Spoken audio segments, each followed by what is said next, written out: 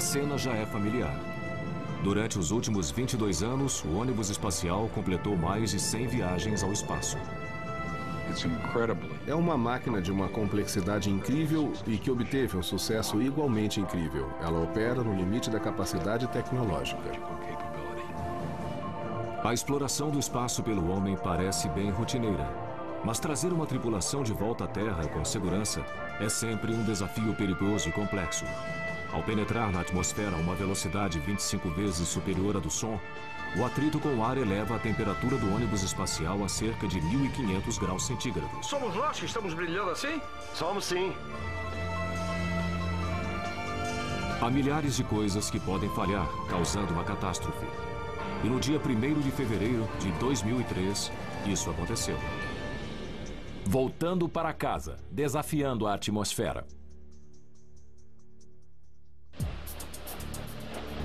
Centro Espacial Kennedy, Cabo Canaveral, Flórida, 16 de janeiro de 2003. Na plataforma de lançamento número 39A, o Columbia, primeiro ônibus espacial a visitar o espaço, aguarda seu 28º lançamento. 7 astronautas treinaram durante meses para este dia. Ansiosos para dar início à sua missão espacial, verdadeira maratona de pesquisa científica no espaço, a tripulação está pronta para partir, liderada pelo comandante Rick Husband. Muitíssimo obrigado. Bom dia, Jeff. Boa sorte, que Deus os proteja.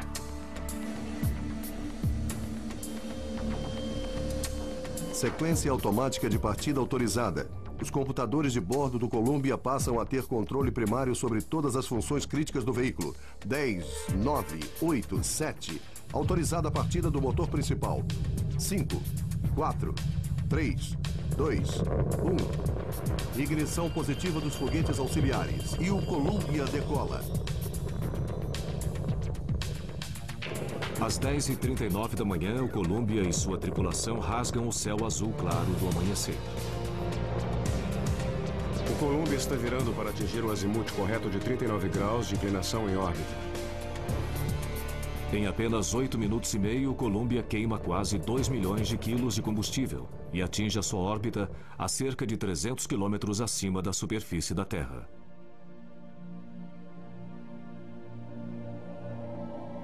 A bordo estão o comandante Rick Husband, o piloto Willie McCool e os especialistas em missões espaciais Dave Brown, Kalpana Chawla e Laura Clark.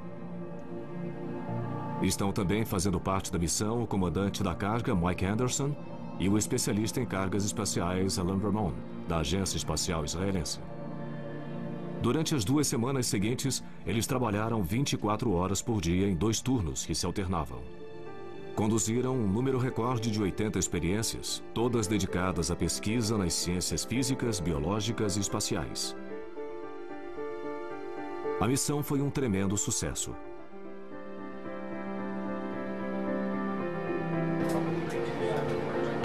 No dia 1º de fevereiro pela manhã, chega a hora de trazer o Columbia e sua tripulação de volta para casa. Quando o ônibus estava sobrevoando o Oceano Índico, a equipe de controle da missão, que fica em Houston, autoriza a reentrada. O Columbia inicia sua queda livre, controlada, para retornar à Terra, lançando-se em direção ao planeta a quase 30.000 quilômetros por hora. Quando atinge a atmosfera densa da Terra, o ônibus é cercado por um envoltório de gás que se queima a uma temperatura equivalente a 1/3 da existente na superfície do Sol. Nada sugeria que, dentro de poucos minutos, essa poderosa força da natureza daria término às vidas das 7 pessoas que estavam a bordo. É fantástico. Está ficando muito brilhante lá fora. Você não ia querer estar lá agora. O Columbia chega até a linha da costa da Califórnia. Tudo parece normal. Olha ele lá! There's 7 people in that thing. O pouso no Centro Espacial Kennedy, na Flórida, ocorreria em menos de 25 minutos. Como foi a coisa? Câmbio? E foi aí que algo deu errado. As testemunhas viram o que pareciam destroços caírem do ônibus. O controle da missão desconhecia qualquer problema, mas alguns minutos depois eles começam a estranhar certas leituras de temperatura vindas de sensores colocados no trem de pouso esquerdo da nave. Eles entraram em contato com o comandante Rick Husband. Columbia, aqui é Houston. Estamos vendo suas mensagens de pressão dos pneus, mas não copiamos sua última. Positivo.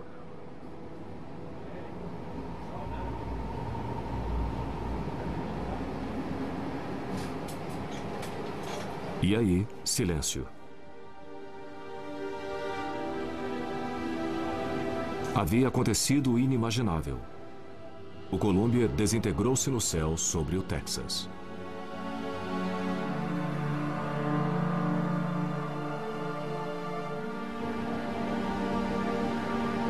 Não houve sobreviventes.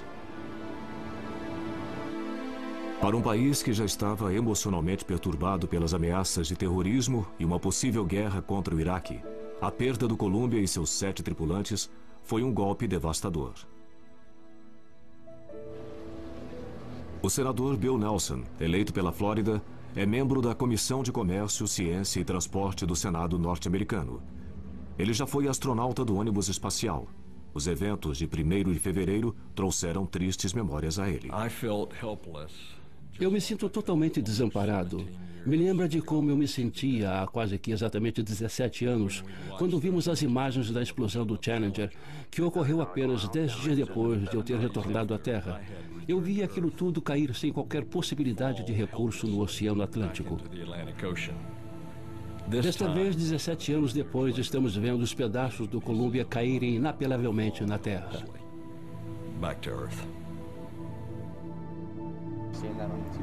Imediatamente após a tragédia, os investigadores começam a varrer milhares de quilômetros quadrados que ficam sob a rota final do Columbia. Eles esperam que os destroços que caíram ao solo numa chuva de metal aquecido possam fornecer pistas. Mas encontrar respostas pode levar meses. As primeiras indicações são de que as brutais condições da reentrada tiveram um papel relevante no desastre. A entrada é um problema muito complexo, porque ela envolve a retirada de um veículo que está em órbita a mais de 7.800 metros por segundo e basicamente fazê-lo parar no solo.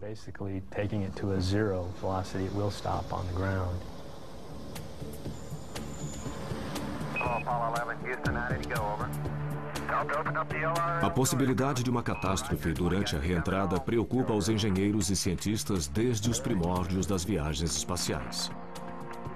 No início dos anos 70, quando os últimos astronautas das missões Apollo caíam em segurança através da atmosfera, cercados por chamas, parecia que as dificuldades haviam sido superadas. O homem havia conquistado a Lua e os engenheiros da NASA começaram a perguntar: o que vamos fazer agora? A resposta a essa pergunta foi a construção de um veículo espacial reutilizável, que pudesse atender a uma larga gama de usuários, dos operadores comerciais de satélites aos cientistas, passando pelos militares, e que pudesse ainda aguentar repetidamente as condições cruéis da reentrada. Queríamos construir um veículo muito eficaz que pudesse levar uma boa carga ao espaço e fazer isso muitas vezes criando uma rotina. Era isso que tínhamos em mente quando projetamos o ônibus espacial. Em 1981, depois de quase uma década de discussões políticas e superadas as dificuldades de projeto, a NASA terminou de montar o primeiro ônibus espacial.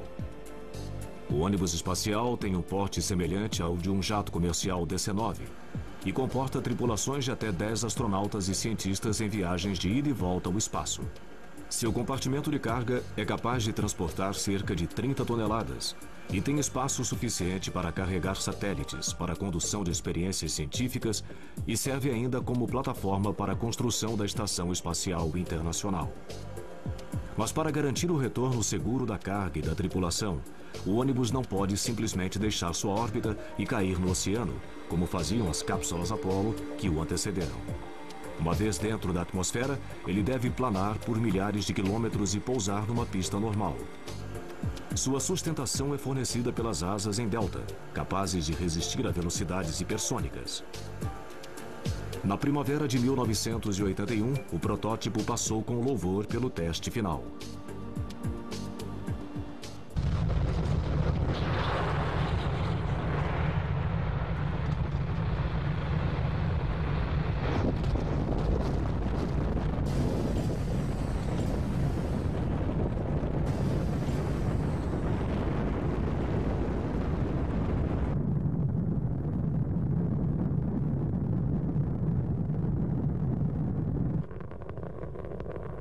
É necessária muita potência para levar um veículo que pesa mais de 2.000 toneladas a uma altitude de 360 quilômetros. Para colocar qualquer coisa em órbita, você tem de fazer duas coisas: chegar a centenas de quilômetros acima da superfície da Terra e depois atingir uma velocidade suficiente para permanecer em órbita, ao invés de cair de volta na Terra. A quantidade de energia contida no ônibus espacial completamente abastecido é semelhante à liberada por uma pequena explosão atômica. A cada lançamento pode-se sentir a potência bruta, é acachapante e, claro, a gente fica ali sentado, rezando para que nada dê errado, porque administrar toda aquela potência exige muito da tecnologia disponível. São necessárias 2.000 toneladas de combustível de foguete para empurrar o ônibus até sua órbita e para que ele atinja a velocidade necessária para contrabalançar a poderosa força da gravidade da Terra. Para permanecer em órbita, você tem de estar a quase 29.000 quilômetros por hora. Significa percorrer uns 8 quilômetros a cada segundo. Depois que atinge a órbita, não há nada que reduza a sua velocidade. Aí se desligam os motores e você perde seu peso, não sente mais a gravidade. Não há mais qualquer aceleração. Você permanece a uma velocidade constante dando voltas em torno da Terra. Mas para voltar para casa, o ônibus tem de reduzir quase toda essa velocidade e tem de fazer isso sem usar potência própria. Toda aquela velocidade e energia tem de ser gastas pelo atrito com o ar da atmosfera, o chamado arrasto aerodinâmico.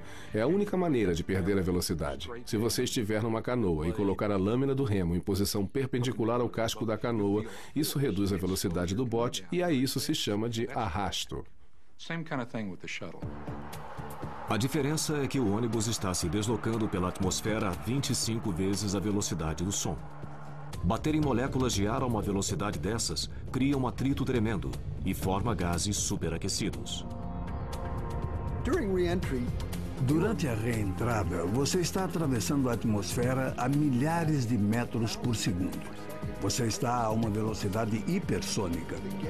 O gás fora do ônibus está a milhares de graus. É como se o ônibus estivesse sendo aquecido por um maçarico. Para a tripulação dentro da nave que brilha, o show de luzes é fascinante. Nós é que estamos brilhando desse jeito? É. Que coisa! Isso é espetacular. A visão pode ser espetacular, mas o ar superaquecido, cuja temperatura chega a 1.500 graus, pode ser fatal.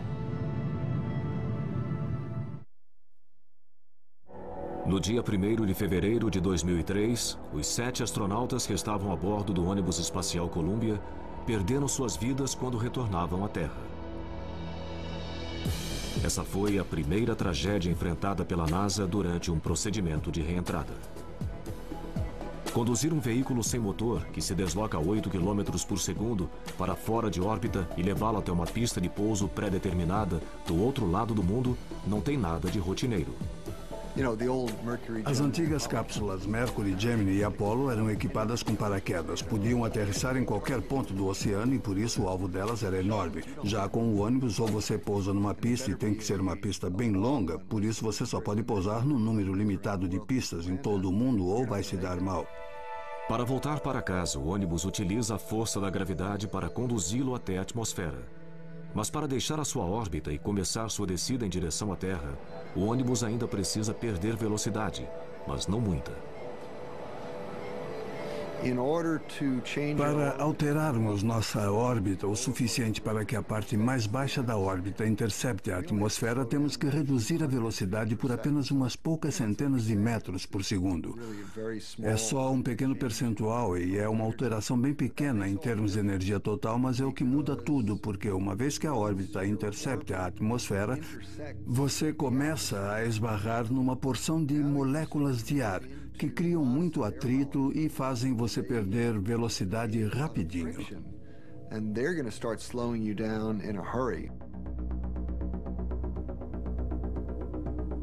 Antes de voltar à atmosfera, a tripulação coloca a nave de cabeça para baixo e vira a traseira para frente. E aí começam a ser disparados os foguetes de manobra do ônibus em órbita. O empuxo de quase 3.000 quilos de cada motor faz com que, em poucos minutos, a nave saia de órbita. E ela começa a descer. Se o procedimento foi iniciado, não há como voltar atrás. Essa trajetória de queda livre é o que chamamos de primeira parte da saída de órbita. Você ainda está sem peso, mas está se aproximando da Terra e durante essa fase tem de orientar corretamente o ônibus para que quando comece a penetrar mais na atmosfera, possa voar. Decidir quando e onde ligar os motores para sair de órbita é algo que demanda muita perícia, pois quando o ônibus atingir a atmosfera, ele deve estar dentro de um corredor estreito que o conduzirá em rumo direto até a pista de pouso. Além de a pista estar à frente do veículo, o procedimento todo deve ser iniciado no instante correto, porque você não pode estar muito longe nem muito perto da pista de pouso. Se o ônibus penetra na atmosfera muito perto da pista de pouso, o forte ângulo de entrada necessário para conduzi-lo à pista causará um aquecimento rápido demais, devido ao atrito. Ele se desintegraria. Se ele penetra na atmosfera num ângulo muito pequeno, as asas começam a gerar sustentação. Nesse caso, o ônibus resvalaria de novo para fora da atmosfera, assim como uma pedra chata que se joga sobre a água de um lago. Para cair num rumo preciso, o piloto automático guia o ônibus usando 38 pequenos foguetes, que formam o chamado sistema de controle por reação. Eles ficam no nariz e na cauda da nave e disparam jatos curtos em qualquer direção que for necessária. Precisa-se de apenas 12 quilos de empuxo para manobrar o veículo. Parece pouco, mas não há atrito no espaço para impedir que o ônibus se desloque. Por isso, um foguete de 12 quilos é suficiente. Os engenheiros projetam cada reentrada para que o veículo atinja a atmosfera a menos de 8.000 quilômetros do local de pouso. Mas manter uma trajetória precisa enquanto se cai para a Terra é apenas parte do desafio da reentrada. O ônibus deve perder quase toda a sua velocidade e deve fazer isso seguindo uma razão precisa. Se você tem um planador enorme que plana pouco melhor do que um tijolo, que é mais ou menos o caso do ônibus, e você mira bem de frente para a pista de pouso e tem uma altitude apenas suficiente para trocar pela energia necessária para chegar à pista, a sua margem de erro é mínima. O ônibus sem motor precisa gerar sustentação suficiente sob suas asas para planar por cerca de 8.000 quilômetros até o local do pouso. Ao mesmo tempo, ele tem de gerar arrasto suficiente para reduzir sua velocidade de Mach de 25 para umas poucas centenas de quilômetros por hora, sem se aquecer demais em decorrência do atrito. Usando dados obtidos em testes em túnel de vento, os engenheiros chegaram à conclusão que para manter esse equilíbrio delicado, o nariz do ônibus precisa estar para cima, num ângulo de 40 graus, quando ele penetra na atmosfera. Você tem de manter esse equilíbrio o tempo todo. Você altera ligeiramente o ângulo de ataque de 40 graus, fazendo-o variar mais ou menos 3 graus. É muito difícil atingir todos esses objetivos, manter a trajetória ao mesmo tempo em que se mantém o atrito e o aquecimento máximo dos níveis desejados. Com um ângulo de 40 graus na reentrada, o ônibus entra na atmosfera de barriga. Logo depois, ele é envolvido por um cobertor de fogo.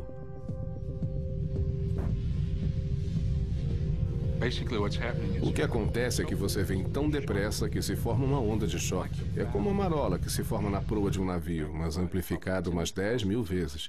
As moléculas de ar são espremidas umas contra as outras, cada vez mais perto, e o ar fica cada vez mais denso, até que elas não conseguem mais sair do caminho. O calor gerado por todo esse atrito arrebenta as moléculas de ar. Tudo que sobra são partículas carregadas chamadas de plasma, que envolvem a nave. Em certas áreas da superfície, a temperatura chega a quase 1.500 graus. Mas a onda de choque em si, que flui a menos de 1 metro do ônibus, é muito mais quente. É a mesma temperatura da superfície do Sol. Para quem a assiste, é uma experiência visual espetacular. Ver essa onda de choque e perceber essa incrível quantidade de energia que o cerca. E você está sentado dentro desse meteorito que atravessa a atmosfera e chega à Terra.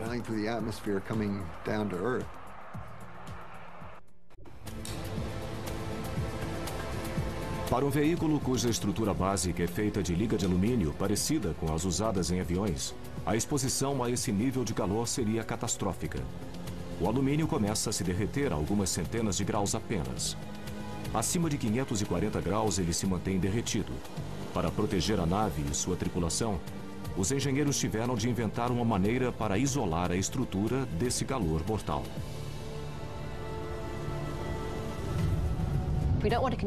Não queremos que todo esse calor seja conduzido para a estrutura, mas irradiá-lo para fora novamente. Rejeitar o calor, mantê-lo à distância do veículo.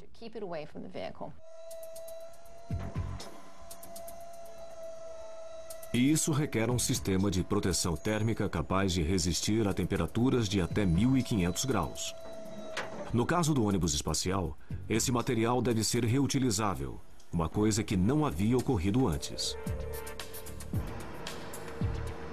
Nos primeiros anos do programa espacial norte-americano, as cápsulas Mercury, Gemini e Apollo eram cobertas por um produto à base de carbono e plástico chamado de ablativo. Sob calor intenso, esse material ablativo queima e forma gases. Nesse processo de evaporação, os gases se espalham pela atmosfera, afastando-se da cápsula, carregando consigo o calor da reentrada. Embora seja eficaz, o material ablativo só pode ser usado uma única vez, e é também muito pesado. É claro que você vai querer colocar o máximo de carga útil em órbita da Terra, e cada quilo que você acaba colocando no escudo térmico significa 1 quilo a menos na carga útil levada ao espaço. Por isso, quanto mais leve, melhor para todos. A solução no caso do ônibus espacial norte-americano são telhas de cerâmica, placas feitas de fibras de silício extraídas de uma areia que só é encontrada no Brasil. As fibras de silício são misturadas com água e outros materiais e tomam a forma de blocos. Depois que o excesso de água é retirado, faz-se a liga da mistura por um processo que utiliza calor. O resultado é um material poroso, cerâmico, composto pelas fibras de silício, que são leves e resistentes ao calor e cheio de bolhas de ar. Do grande bloco são cortadas placas e cada uma é usinada até chegar a um tamanho e formato próprio, que depende do local da nave que ela vai proteger. Cada peça é então cozida em forno a 1.260 graus. As placas dissipam o calor com tanta eficácia que se pode pegá-las com as mãos, segundos após saírem do forno. As placas destinadas a protegerem a barriga do ônibus espacial do calor da reentrada são ainda revestidas na face e nos lados, com um líquido preto que se vitrifica. O preto irradia o calor com eficácia e o revestimento em si evita que as partículas de plasma adiram à superfície da placa. Mas as placas se danificam com facilidade. No total, são necessárias mais de 20.000 placas para proteger toda a nave. Cada placa é colada à mão sobre a superfície do ônibus espacial com uma cola à base de borracha. Essas placas pretas são capazes de proteger a nave em temperaturas que chegam a atingir 1.260 graus. Mas algumas áreas ficam ainda mais quentes. O ônibus espacial se move para frente, por isso suas seções dianteiras são as primeiras a encontrar o ar e se aquecem mais do que qualquer outra parte da nave. E essas seções são a ponta do nariz e o bordo de ataque das asas. A temperatura nessas áreas chega a quase 1.650 graus centígrados.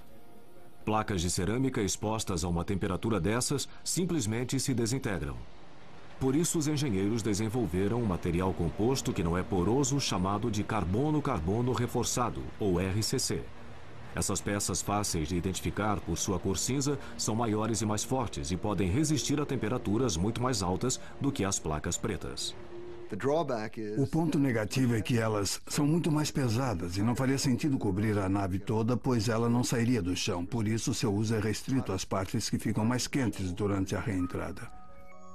Painéis curvos de RCC são encaixados em locais como o bordo de ataque das asas.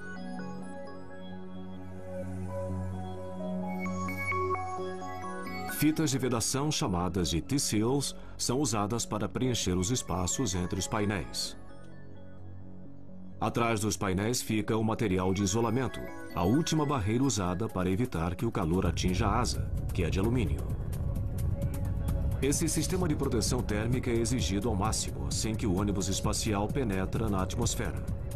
O atrito e o calor chegam aos seus pontos máximos durante a queda da nave, de uma altitude de 120 mil metros para 60 mil metros.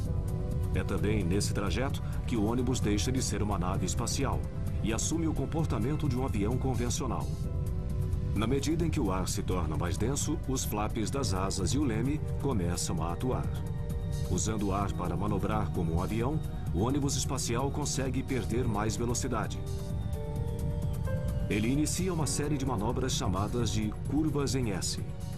Com o nariz para cima, ainda no ângulo de 40 graus, o ônibus espacial faz uma curva forte para um lado. A sustentação do ar sob as asas delta leva o ônibus a centenas de quilômetros para fora de sua direção de voo. As curvas em S gastam energia porque você está voando uma distância maior para chegar à pista de pouso. Está trocando energia pela distância para chegar à pista. E se voa uma distância maior, se livra do excesso de energia. Com muito prazer. Usando uma combinação de asas, leme e o sistema de controle por reação, o ônibus continua a fazer essas curvas, virando à esquerda e à direita da linha que o levará ao centro da pista de pouso. Realizar essas manobras a velocidades hipersônicas ao mesmo tempo em que se mantém um rumo preciso exige muita atenção e ajustes constantes. No mundo perfeito, o fluxo de ar seria igual sobre as duas asas, mas no mundo real ele nunca o é. Há sempre leves perturbações causadas por uma placa mais áspera ou por uma perturbação da atmosfera e acaba tendo uma pequena diferença. 15 a 19 rajadas. Essas diferenças podem afetar a capacidade do ônibus de manter o rumo certo. O ônibus conta com o auxílio de computadores sofisticados para corrigir qualquer distúrbio. Eles calculam o arrasto, a velocidade, o ângulo de ataque e a altitude 40 vezes por segundo. Se o ônibus se desviar da rota, mesmo que ligeiramente, o sistema ajusta os flaps ou dispara os jatos de controle por reação para manter o curso.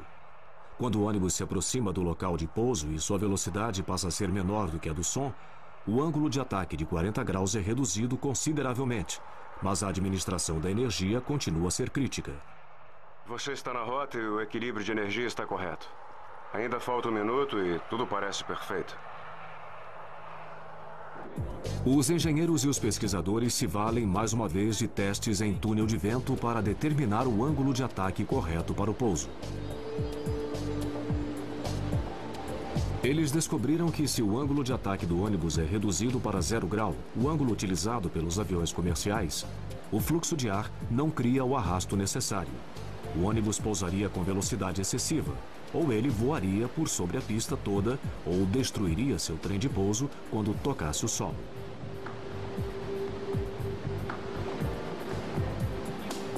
Mas se o nariz do ônibus está apontado para cima, num ângulo de 14 graus, quando ele reduz sua velocidade hipersônica, o equilíbrio entre a sustentação e o arrasto o levará com segurança até a pista. Dado que o veículo não tem um motor ativo, ele não pode abortar um pouso nem ser dirigido para outra pista. Ele só tem uma chance para acertar. A 90 km da pista, um dos pilotos assume o comando, que estava com o computador.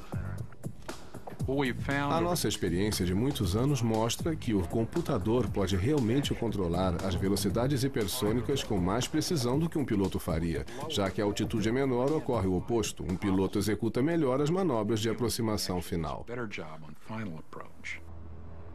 Em menos de uma hora, a partir do momento do disparo dos foguetes que o tiram de órbita, o ônibus espacial e sua tripulação dão meia volta ao mundo. Ele teve sua velocidade reduzida de 25 vezes a velocidade do som para poucas centenas de quilômetros por hora e pousa com precisão no local pré-determinado.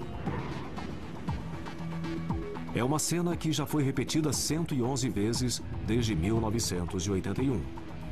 Mas quando o ônibus espacial Columbia fazia essa viagem costumeira, no dia 1º de fevereiro de 2003, alguma coisa terrível ocorreu em algum ponto de sua rota. Durante a reentrada, a tripulação do ônibus espacial é lançada através da atmosfera a 8 km por segundo, cercada por um cobertor de fogo. Chegar em segurança à pista de pouso parece uma tarefa impossível. Tudo que se relaciona com viagens espaciais exige muito esforço. Cada detalhe tem de estar absolutamente correto. Estamos tentando dominar um ambiente extremamente hostil que não perdoa qualquer tipo de erro.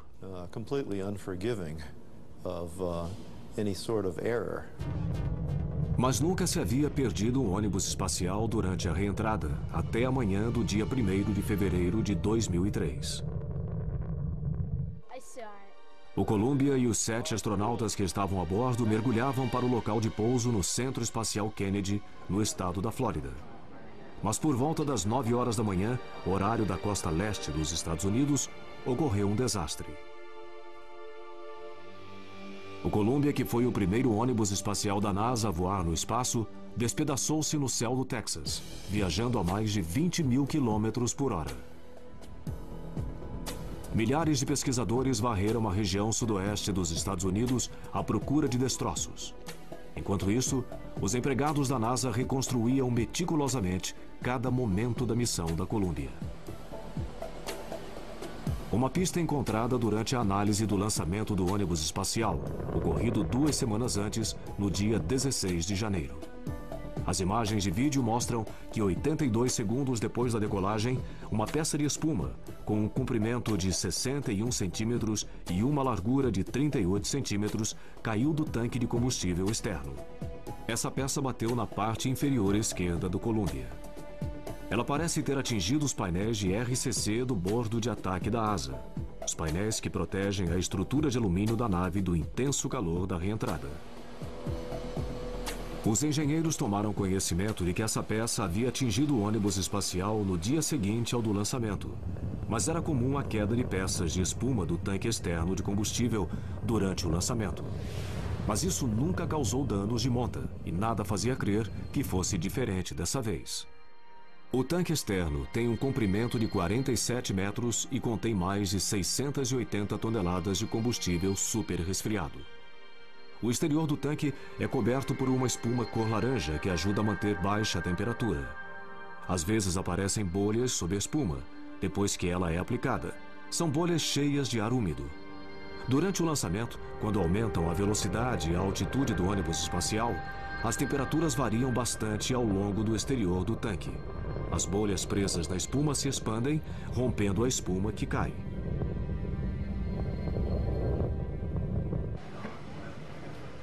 Os investigadores talvez nunca consigam descobrir até que ponto o pedaço de espuma contribuiu para a perda do Columbia. Mas uma coisa é certa: o sistema de proteção térmica da asa esquerda do ônibus espacial foi danificado de maneira crítica antes da reentrada. As imagens de radar tomadas por satélites no dia seguinte ao do lançamento dão apoio a essa teoria. Depois de uma manobra rotineira executada pelo Columbia, os satélites detectam uma ocorrência pouco usual. Um objeto mais ou menos do tamanho de um caderno flutuando e se afastando da nave. Os investigadores acham que esse objeto pode ter sido um pedaço da asa esquerda do Columbia, uma peça danificada na véspera pelo pedaço de espuma que se soltou. Naquele momento, ninguém deu maior importância às possíveis consequências do que se via nas imagens de radar. Se tivesse sido de fato um pedaço do ônibus, o Columbia retornaria à atmosfera com um buraco na sua asa esquerda, sem que sua tripulação se desse conta disso.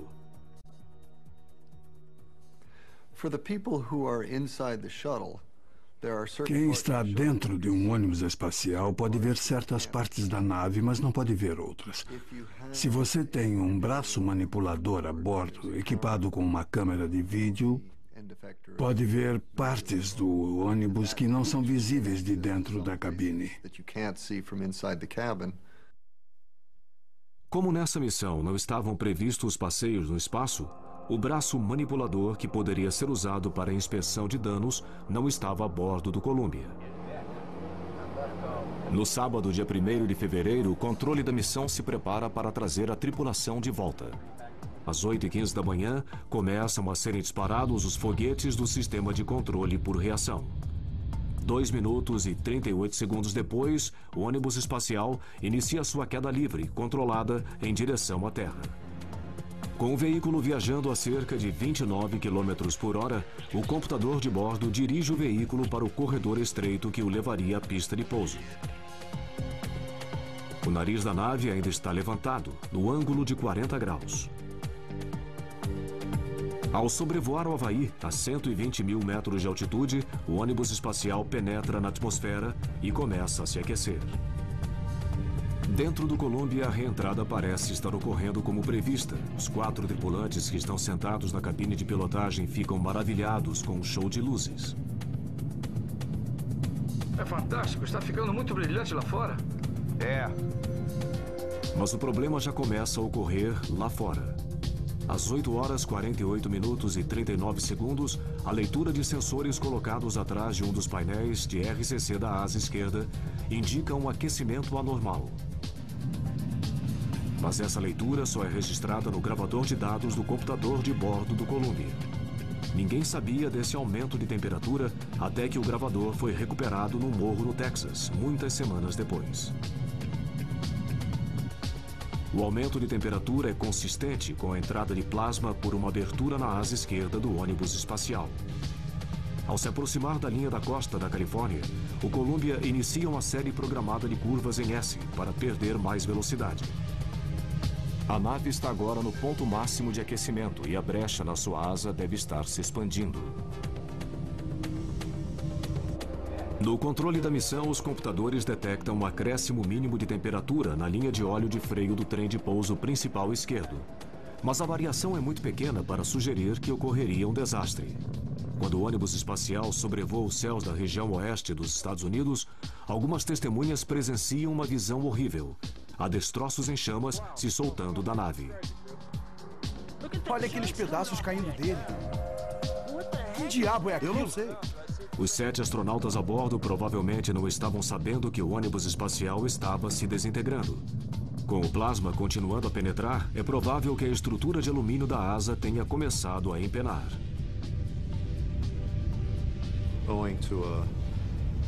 Devido a uma fenda nos painéis de RCC do bordo de ataque, os gases quentes penetraram no interior da asa e derreteram a asa de dentro para fora.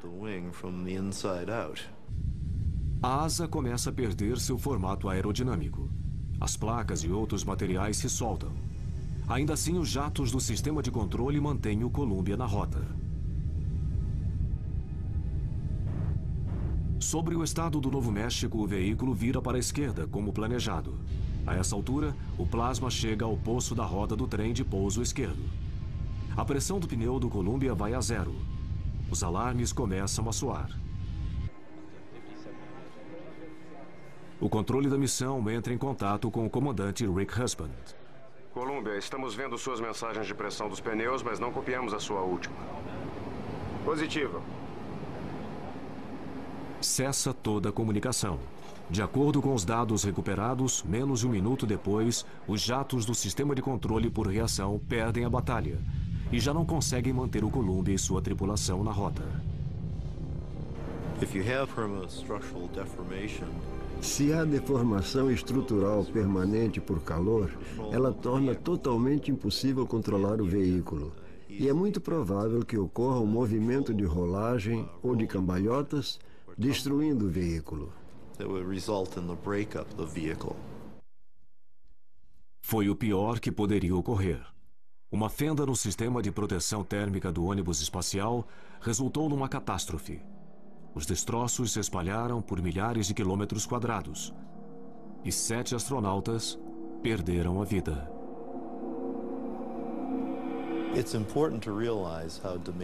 É importante compreender os altos riscos dos voos espaciais e como tudo tem de estar absolutamente correto.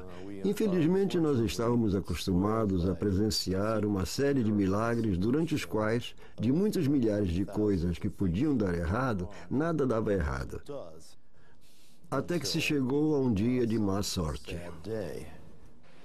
Os dados computados nos meses seguintes indicam que o dano causado à asa esquerda foi a causa do desastre. Um dano que ninguém identificou na época. Mas as perguntas persistem. Se os controladores de voo soubessem antes da reentrada que o Columbia havia sofrido um dano perigoso no seu sistema de proteção térmica, será que eles teriam encontrado uma maneira de salvar a tripulação? Quando o Columbia foi lançado ao espaço no dia 16 de janeiro de 2003, viu-se um pedaço de espuma caindo do tanque externo. Ele parece bater na parte inferior esquerda da nave, perto dos painéis de RCC do bordo de ataque da asa. Os analistas concluem que esse dano é mínimo, mas o Columbia é o ônibus espacial mais velho da NASA. Os painéis podem ser fracos ou ter tido sua resistência estrutural afetada pelo tempo. Talvez por isso o dano pode ter sido muito mais extenso.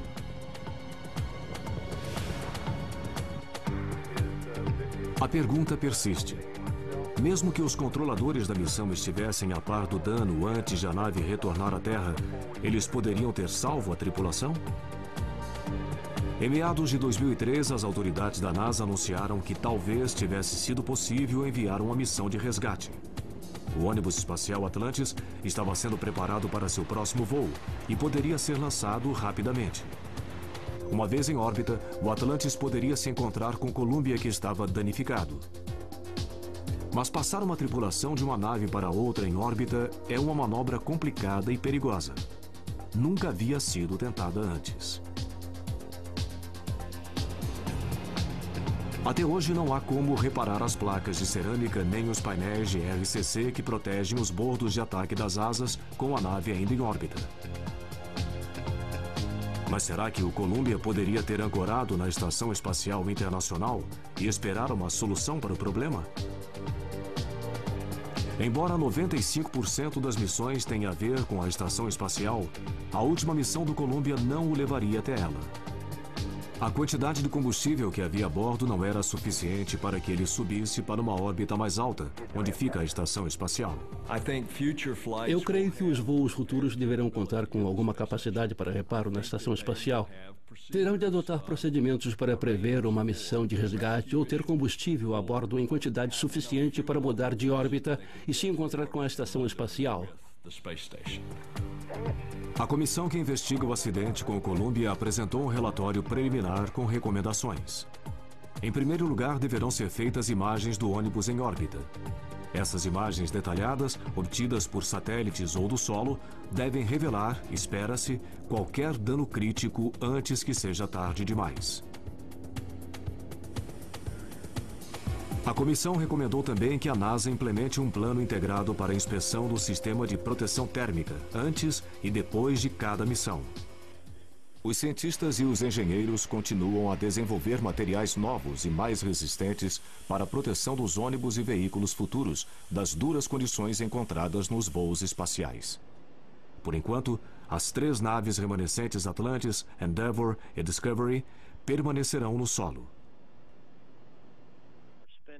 Enquanto se revê o futuro do programa de ônibus espaciais, não se poderá desprezar as realizações dos últimos 22 anos.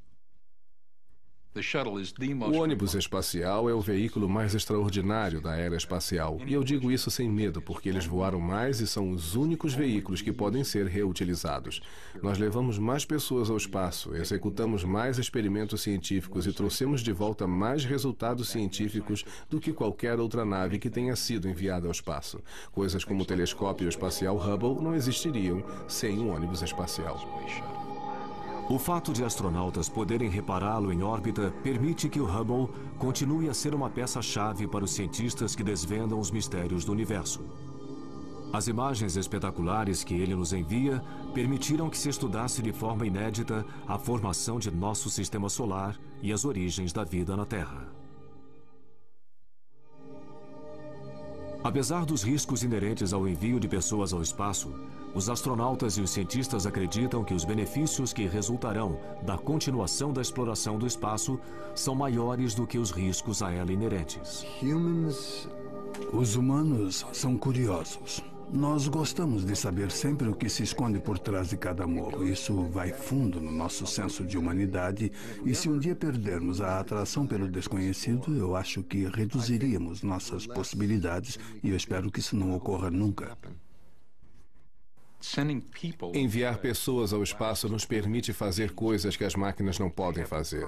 É importante ter uma pessoa lá para mexer nas coisas com suas mãos, para ver coisas com seus olhos, para raciocinar instantaneamente sobre o que ocorre com o seu cérebro. Não há computadores nem robôs que possam fazer isso. Mas o mais importante é que esses seres humanos podem retornar e nos explicar como é ser um explorador do espaço. É isso que realmente importa quanto a enviar pessoas ao espaço. O ônibus espacial já foi colocado em órbita 113 vezes. Infelizmente, 2 dessas missões terminaram em desastre. Mesmo depois do acidente com o Columbia e a trágica perda de sua tripulação de 7 pessoas, os dirigentes da NASA permanecem confiantes que o ônibus espacial voltará a voar em breve.